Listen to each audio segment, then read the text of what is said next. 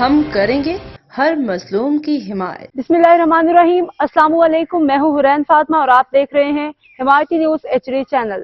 نظر ڈالتے ہیں آج کی اہم خبروں پر۔ الیاس پلیجو اور اس کے گینگ سے شاہ لطیف ٹاؤن کے مقیم پریشان، حکومت سے مدد کی اپیل۔ کراچی شاہ لطیف ٹاؤن ضلع ملیر کے رہائشی الیاس پلیجو اور اس کے بیٹے معصوم پلیجو زبیر اور عمیر کی غنڈہ گردی سے شدید پریشان ہیں۔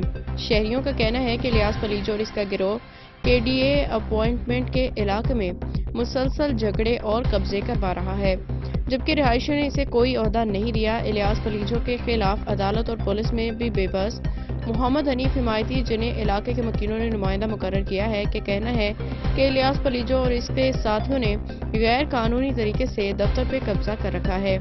ان کے خلاف عدالت میں مقدمہ دائر کیا گیا تھا، جہاں وہ جھوٹا ثابت ہوا، حتیٰ کہ SSP ملیر کے دفتر میں بھی اس کی بددیانتی واضح ہو چکی ہے۔ اس کے باوجود یہ گروہ اسلحہ کے زور پہ علاقے میں اپنی دھاک بٹھائے ہوئے ہے۔ بیوہ خواتین، کمزور افراد پہ بھی ظلم۔ سغرا بیگم، جو ایک بیوہ خاتون ہے، نے الیاس پلیجو اور اس کے ساتھیوں کے خلاف سول سوٹ دائر کی۔ ان کا کہنا ہے کہ انہیں دھمکایا جا رہا ہے اور جان سے مارنے کی دھمکیاں دی جا رہی ہیں۔ جعلی دعوے اور عوام کو دھوکہ۔ علاقہ مکینوں کے مطابق الیاس پلیجو نے ایک جھوٹا دعویٰ بھی کیا اس کا بیٹا فوج میں شہید ہوا تھا، لیکن یہ دعویٰ بھی غلط ثابت ہو چکا ہے۔ وہ اس جھوٹے دعوے کے ذریعے عوام کو دھمکاتا اور ان پہ داغ بٹھانے کی کوشش کرتا ہے۔